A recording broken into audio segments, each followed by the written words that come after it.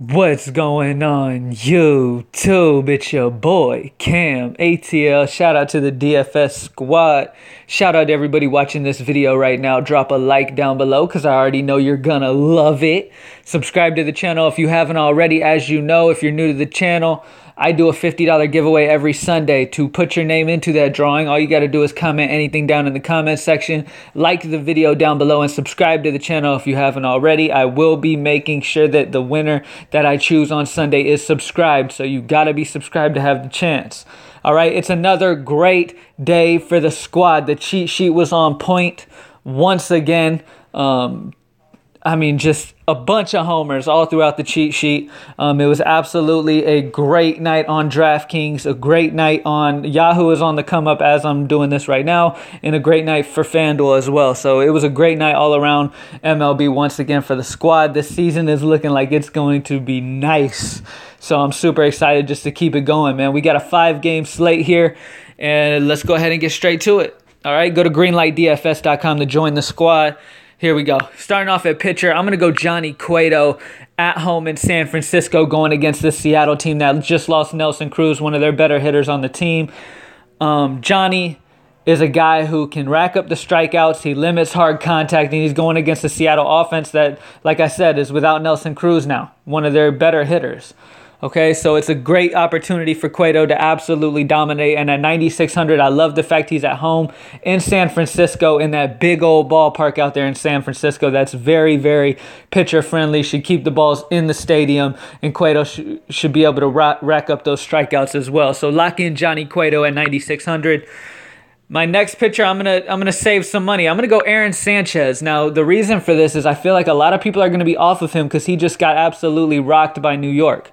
He was doing well against New York, and then he just got into a jam at one point, and then gave like a 3-run shot home run against New York. Now, that's New York though. That's with Judge, Stanton. They have one of the best offenses in the league, so I don't put it past Sanchez. That's fine. Sanchez is now at home in Toronto, going against the White Sox, who are rolling out Fulmer, okay?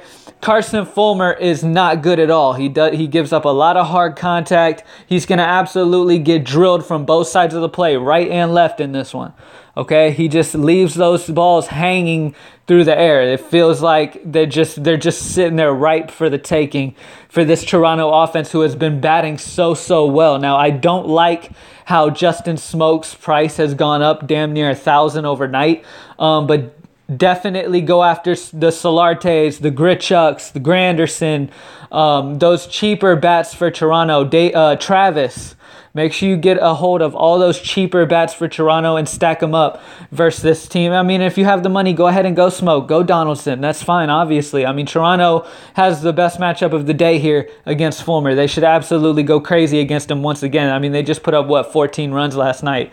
So this offense is just working out very, very well. Because I expect Toronto to dominate Fulmer, I expect Aaron Sanchez to go ahead and do enough to get the W, get that extra 4 points, and give us a good enough outing that we need at 7,800. He should be able to have a very solid outing here. And with him struggling so hard against New York last game, a lot of people might sleep on him. So take advantage of that. Go ahead and run out Aaron Sanchez at home in Toronto at 7,800 in this great matchup versus the White Sox. We all know the White Sox are much better when they're at home and they're going against a lefty, okay? Both of those are not the case for the White Sox here. They're on the road and they're facing a righty, okay?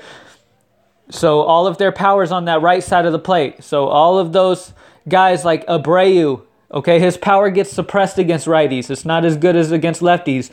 Davidson, not as good against righties. These guys with all this power in the White Sox lineup that you always got to worry about hitting home runs and going nuts against you, their power is suppressed against righties, okay? They're not those reverse split guys. They hit lefties better than righties. That's why this White Sox offense is one that you like to stack against bad lefties, especially when they're home. They like to rack those points up.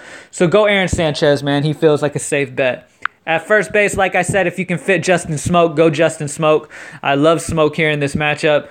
I'm going to save some money and go with my man, Matt Carpenter. He hasn't had a crazy great year, but he's been fairly consistent. He's been doing all right so far this year, and he gets to go against a righty. I absolutely love it. He's at home not at home, on the road in Milwaukee, which is a very hitter-friendly ballpark in Milwaukee. And he is just great versus righties. A 239 ISO and a 381 WOBA. Okay, Matt Carpenter is good versus righties. He gets on base and he hits with power. And in Milwaukee, there's a very good chance he could hit one out here. I'm predicting it now. Matt Carpenter with the dinger in Milwaukee against Chacin. I absolutely love Matt Carpenter. Lock him in at 3,700. He just seems too cheap here. I love the St. Louis offense in general. Tommy Pham is a good bet. He's still fairly cheap. A lot of the St. Louis offense is cheap. So take advantage of them in this matchup they have here in a hitter-friendly ballpark. Okay? Next up, I'm going to go Nolan Arenado. Okay? I'm not even going to think twice about it. At 5,000, I get he's expensive. But trust me, guys, this dude's in an amazing spot. Okay? Anybody who's been playing DFS for a while or just knows baseball in general knows that Arenado is very, very good versus left-handed pitching. When he faces lefties, you roll him out there, okay? In his career versus Clayton Richard, in 16 at-bats, he has 10 hits, okay? 10 hits, one of which was a home run. He's been struck out 0 times. He's got a 625 batting average versus Clayton Richard. Do I wish this was in Colorado? Of course I do. But honestly, I'm not going to let that sway me too much. He's had a great history versus Richard. He bangs out lefties. At 5,000, he's going to be one of the higher scoring bats of the slate, regardless if he's in San Diego or not. Okay, I love Nolan Arenado. Absolutely love him versus Richard. Richard's not a great lefty either. Okay, so he's going against a lefty he should be able to fully take advantage of here.